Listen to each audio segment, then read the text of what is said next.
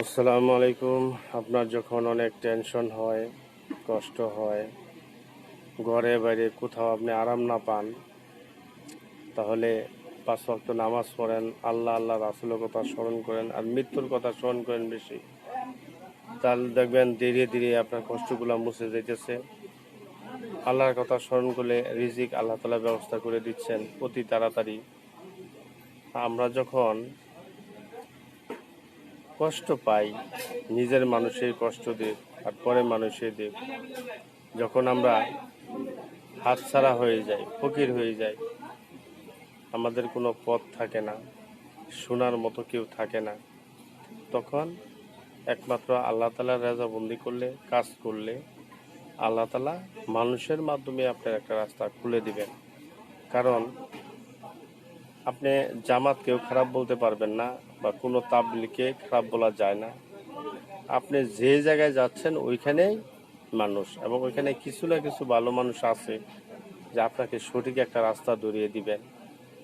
আপনি জামাতে যান, নামাজ পড়েন, এর মধ্যে থেকে যদি কোনো ফায়সালা হয় তাহলে আপনি সঠিক রাস্তা পাবেন, আপনার ইনকামের পথ পাবেন। আমি যখন আপনার কেজিতে চাকরি করি মাত্র 1000 টাকায়, আমার পরিবার নিয়ে খুব হিমশিম হয়। তখন এক ব্যক্তি যুক্তি দিল, আপনি ই করেন, চিল্লাতে আসেন। তো আমি বিষয়টা বেশি একটা ভাবলাম না, চিল্লা দিয়ে কি হবো, মানে একটা আমলে নিলাম না। কিন্তু আসলে দেখেন, আমি কয়েকটা প্রমাণ পাইছি এই ব্যক্তি নামে। এই ব্যক্তি মানুষকে চাকরি দেয়, হ্যাঁ, ভালো অবস্থায় চাকরি দেয়, হয়তো তার দ্বারা কেউ চাকরি তাকে দিয়ে দেয়, সে অনুরোধ করে, আপনার সমস্যাগুলো সে বলে, এই জন্য হয়। কিন্তু আমি তো এতটুকু ভাবছি না যে আসলে চিল্লাই গেলে কি হয়। তো আপনাদের যে এই যে একটা প্রসেস খুব সুন্দর, যে আল্লাহ রাস্তায় গেলে মানুষের দ্বারাই আল্লাহ তাআলা একটা রিজিকের ফয়সালা করে দেন। কিন্তু কোনো অফার আসলে, আল্লাহর কোনো কাজের দাওয়াত আসলে আমরা এটারে বিরক্ত মনে করি, হ্যাঁ। অথচ এটার মধ্যে গেলেই আমাদের কত রোগের সমাধান হয়ে যায়, কত রিজিকের ফয়সালা হয়ে যায়। আমরা যারা, আমাদের করার কিছুই নাই, টাকা পয়সা নাই, হুম, আবার কেউ শোনার মতো, হেল্প করার মতো কেউ নাই, তখন একমাত্র আল্লাহ তাআলাই পারেন তার কুদরতের দ্বারা আমাদের, হ্যাঁ, রিজিকের ব্যবস্থা করতে। অবশ্যই আল্লাহ তাআলা করেন। আর এরকম প্রমাণ আছে। ভালো মানুষ এখনো সমাজে আছে, হয়তো আমি আশেপাশে চোখে দেখি না, কিন্তু মিলানোর জন্য হাঁটতে হবে। এই হাঁটার জন্যই আল্লাহ রাস্তায় কর্ম করা।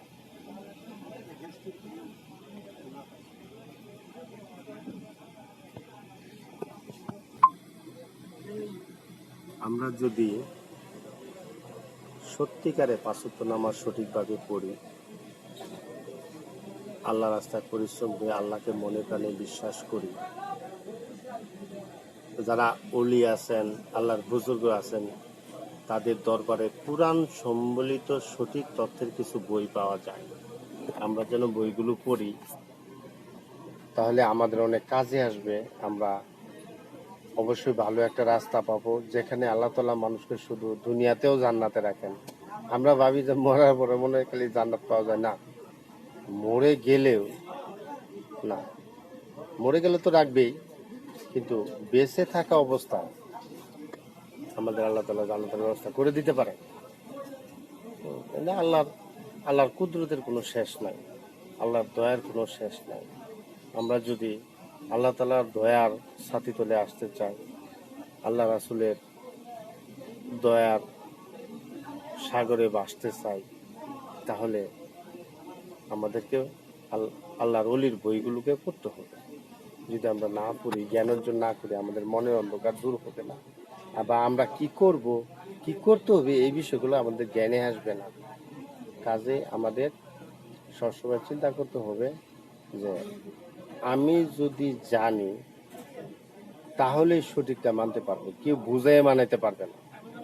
একজন বুঝাইলো, সে কিন্তু জানে, জানার পরে আপনাকে জ্ঞান দিল, কিন্তু জ্ঞানটা আপনার প্রপার মনে হলো না। যখন আপনি নিজে দেখবেন, শুনবেন, পড়বেন, কোরআনের সাথে মিলাবেন, হ্যাঁ, আরো আলোচনায় বসবেন, দেখবেন যে যখন আপনার ভিতরে সেট আপ হবে, আল্লাহর কালাম সেট আপ হবে, আল্লাহ কি মহাপরাক্রমশালী, তার কি ক্ষমতা সম্পর্কে আপনি জানবেন, আল্লাহর কুরসির নিচে কি আছে এগুলো জানবেন, তাহলে আপনি অবশ্যই এই দুনিয়া সম্পর্কে এবং আসমানে ও জমিনে কি আছে জানতে পারবেন, কে এগুলো পরিচালনা করে জানতে পারবেন। তখনই আল্লাহর প্রতি একটা বিশাল ধরনের আপনার বিশ্বাস চলে আসবে। এই বিশাল বিশ্বাসই আপনাকে গুনাহ থেকে বিরত রাখবে এবং শুধু দুনিয়াতে রিজিকের ফায়সালা না, আপনি আখিরাতেরও সুসংবাদও পাবেন। আমাকে সবাই সাবস্ক্রাইব করবেন, এই বলে আমার বক্তব্য শেষ করছি। আসসালামু আলাইকুম।